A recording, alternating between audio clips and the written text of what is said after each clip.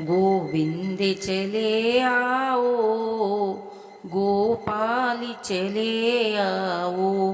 हरे कृष्णा। राधे कृष्णा। कैसे हैं आप? आशा करती हूँ कि स्वस्थ होंगे। भोलेनाथ की कृपा आप हम सब पर बनी रहे। अजय एकादशी की आप सबको बहुत बहुत शुभकामनाएं। आइए सुनते हैं कि 19 अगस्त अजय एकादशी व्रत कथा। 19 अगस्त 2025 को अजय एकादशी मनाई जा रही है, जो भादो मास की पहली एकादशी है। इस एकादशी को भाद्रपद श्री कृष्ण एकादशी भी कहते हैं। इस दिन व्रत रखकर भगवान विष्णु संग माता लक्ष्मी की पूजा करने का विधान है। सभी पापों का नाश हो जाता है और पुण्य की प्राप्ति होती है। अजय एकादशी को सबसे उत्तम माना गया है। धार्मिक मान्यताओं के अनुसार जो व्यक्ति अजय एकादशी को व्रत करता है, उसे यह व्रत कथा जरूर सुननी और पढ़नी चाहिए। इस व्रत कथा का पाठ किए बिना अजय एकादशी का व्रत अधूरा माना जाता है। ऐसे में चलिए पढ़ते हैं कि सुनते हैं अजय एकादशी व्रत कथा। धर्म शास्त्रों के अनुसार अजय एकादशी का व्रत भगवान विष्णु को समर्पित होता है और इसे सभी एकादशियों में सर्वश्रेष्ठ माना जाता है। मान्यता है कि अजय एकादशी व्रत को करने से मनुष्य के सभी पाप नष्ट हो जाते हैं और उसे मोक्ष की प्राप्ति होती है। इसके अलावा अजय एकादशी व्रत करने से व्यक्ति को धन संपत्ति और सुख शांति की प्राप्ति होती है। अजय एकादशी की कथा भगवान राम के पूर्वजन्म सत्यवादी राजा हरिश्चंद्र से जुड़ी हुई है।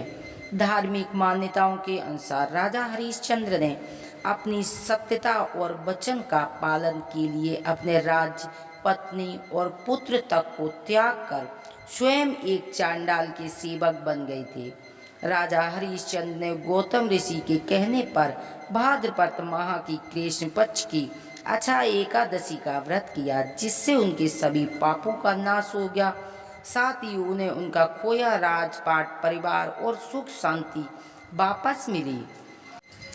अजय एकादशी की पौराणिक कथा के अनुसार प्राचीन काल में अयोध्या के राजा हरिश्चंद्र एक अत्यंत सत्यवादी और बहुत ही न्यायप्रिय शासक थे। उन्होंने अपने जीवन में बहुत से कई कठिन परिस्थितियों का सामना किया। एक बार उनके राज्य पर ऐसा संकट आया कि उन्हें अपनी पत्नी, पुत्र को बेचकर स्वयं एक चांडाल का सेवक बनना पड़ा। एक दिन राजा हरिश्चंद्र अपनी ये परेशानी लेकर गौतम ऋषि के पास पहुँचे। गौतम ऋषि ने राजा की पीड़ा सुनी और उन्हें भाद्रपद माह की कृष्ण पक्ष की अजय एकादशी व्रत करने की सलाह दी। गौतम ऋषि ने बताया कि इस व्रत के प्रभाव से राजा के सभी पाप नष्ट हो जाएंगे और सारे संकटों से मुक्ति मिलेगी। गौतम ऋषि के कहे अनुसार राजा हरिश्चंद्र ने अजय एकादशी का विधि विधान से भगवान विष्णु का पूजन किया। अजय एकादशी के प्रभाव से राजा के सभी पाप नष्ट हो गए और उन्हें फिर से परिवार वापस मिल गया। उन्हें खोया हुआ राजपाट भी मिल गया। ऐसे कहते हैं कि अजय एकादशी व्रत के प्रभाव से ही राजा हरिश्चंद्र की मृत्यु के बाद वे वैकुंठ धाम को प्राप्त हुए। सुनते हैं आरती। ओम जय जगदीश हरे, स्वामी जय दीनानाथ हरे। भक्ति जनों के संकट बंसी वाला दूरी करे। ओम जय जगदीश हरे। जो धावे फल पावे, दुखी बिन से मन का। सुखी संपत्ति घर आवे, कष्ट मिटे तन का। ओम जय जगदीश हरे। माता पिता तुम मेरी, शरणी गहूँ किसकी।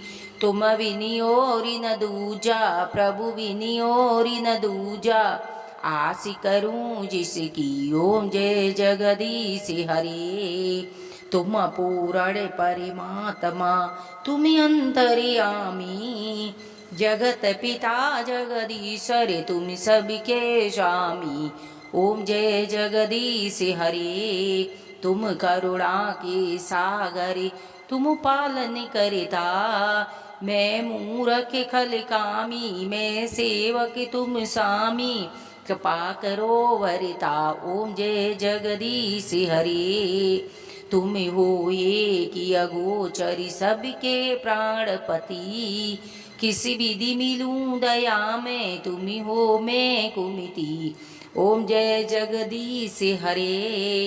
दीन बांधद के हरिता, ठाकुर तुम मेरे, अपने हाथ उठाओ, अपनी शरण लगाओ, द्वार पड़ा तेरी। ओम जय जगदीश हरे। विषय विकार मिटाओ, पाप हरो देवा, श्रद्धा भक्ति बढ़ाओ, संतन की सेवा। ओम जय जगदीश हरे। तन मन धन सब कुछ है तेरा, तेरा तुझको अर्पण क्या लागे मेरा। ओम जय जगदीश हरे। श्री श्याम सुंदर जी की आरती, जो कोई नर गावे, स्वामी प्रेम सहित गावे।